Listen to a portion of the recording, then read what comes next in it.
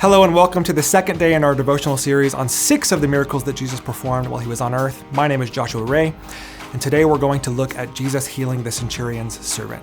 This miracle takes place in Matthew chapter 8, beginning in verse 5. When Jesus had entered Capernaum, a centurion came to him asking for help. "Lord," he said, "my servant lies at home paralyzed, suffering terribly."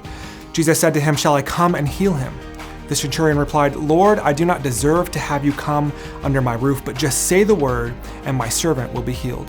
For I myself am a man under authority with soldiers under me. I tell this one to go, and he goes. I tell that one to come, and he comes. I say to my servant, do this, and he does it." When Jesus heard this, he was amazed and said to those following him, "Truly I tell you, I have not found anyone in Israel with such great faith.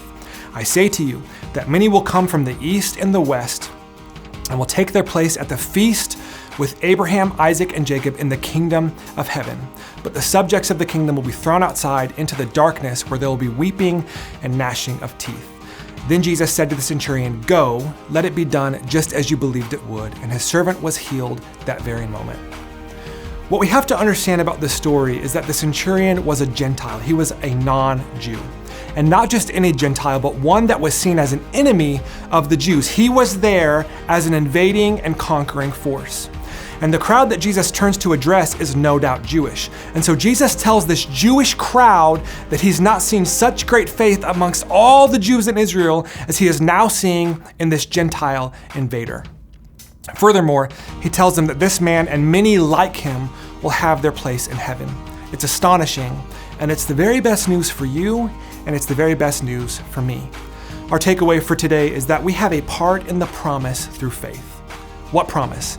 The promise of Abraham. That's what Jesus is saying, that those who place their faith in Jesus will inherit the promise that God made to Abraham, the promise that he will be a great nation and that through him all the families of the earth will be blessed. We are that great nation that God promised Abraham, and it is through us, again, those who have put their faith in Jesus Christ, that all the families of the earth will be blessed. We have been blessed to be a blessing. We, who are Gentiles, who were once enemy towards God because of our sin, have a guarantee of salvation and a future hope and a great feast in heaven awaiting on us. Again, it's astonishing. And along with that promise, we also have a calling to bless those that we come into contact with in our everyday lives and to tell them that they too can inherit this promise through faith.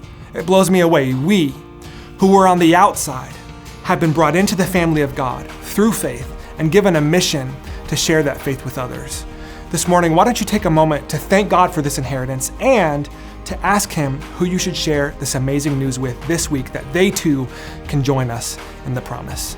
Thank you for joining me today. I will see you right back here tomorrow as we look at another miracle. Peace out.